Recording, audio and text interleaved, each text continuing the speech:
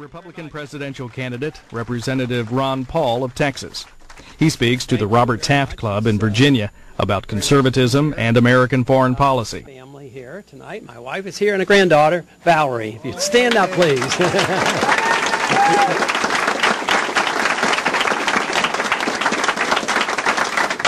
Usually when we get an invitation to speak, the instructions are find out how many people belong to an organization, how many people we should expect, and where I'm going to be and whether we can work it out. And because of the nature of the club, I expressed an interest, and they said, oh, yeah, it'll be a small group. They're academically oriented, and they want to talk about foreign policy, and they have 35 members. So I said, well, it's a small crowd, but it's close by, and I don't have to get on an airplane, so why don't I just do it? But it looks like there's more than 35 people here tonight. So it is a real delight to be here. And, you know, a lot of times I'm asked by the media what kind of pictures I have in my office, how many pictures of politicians shaking hands and all that sort of thing, because that's sort of the conventional thing to do in Washington. And I said, well, I had to think about it now. Do I have any pictures of politicians? I said, I really don't. And then I had to take it back on that, because I do have one picture, and it happens to be a picture of Grover Cleveland. And underneath it, there's a quote, and the quote is, what is it worth getting elected or reelected if you don't stand for anything? And he's one of the individuals that I've admired, and matter of fact, it was one of our sons that fixed that up for me, and I think it's a neat message, something that a few other people in Washington ought to think about on occasion.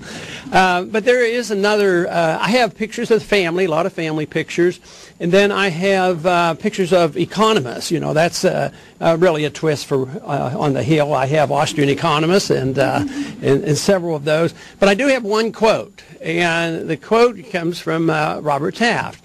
And this too was a gift to me, and it's a large quote. It's probably the size of the picture up there, and the quote essentially says, it addresses the subject of the draft. And this was something that, of course, further endeared me to Robert Taft, is the fact that he says a military draft, a draft of young people, is characteristic only of a totalitarian state and not of a free country.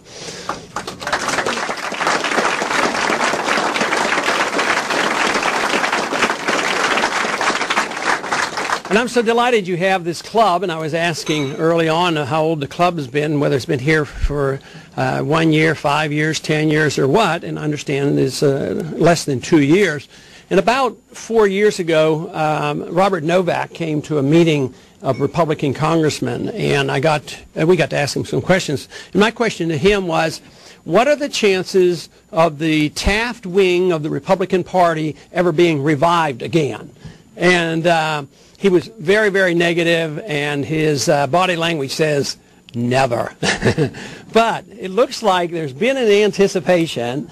Your club has been around now for more than a year, and the message of foreign policy is now a major event going on, and especially in this campaign. So things are changing. There's a shift of attitude. I do believe that philosophy is much more important than politicians. Politicians tend too often to just reflect philosophy and ideas. And the fact that these ideas are coming together, and that there's a group like you getting together and studying somebody and rallying around somebody like Robert Taft.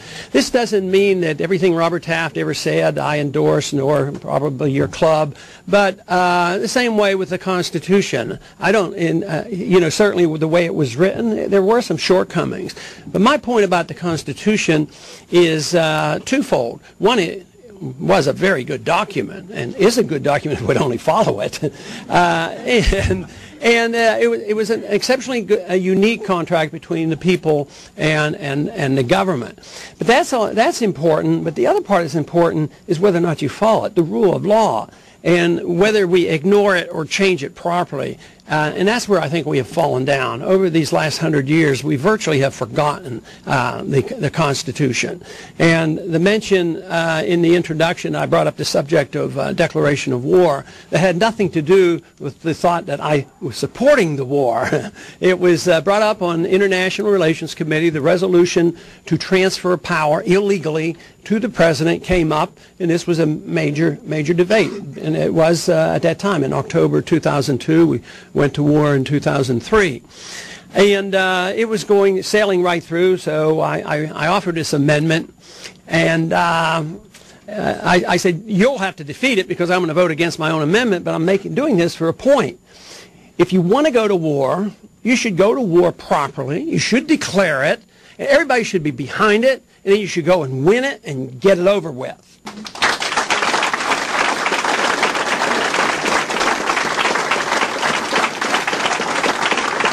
But we shouldn't continue to go into war as we have been since World War II, whether it's Korea, Vietnam, the Persian Gulf War, and the many other little wars that have happened, and we have just totally ignored it.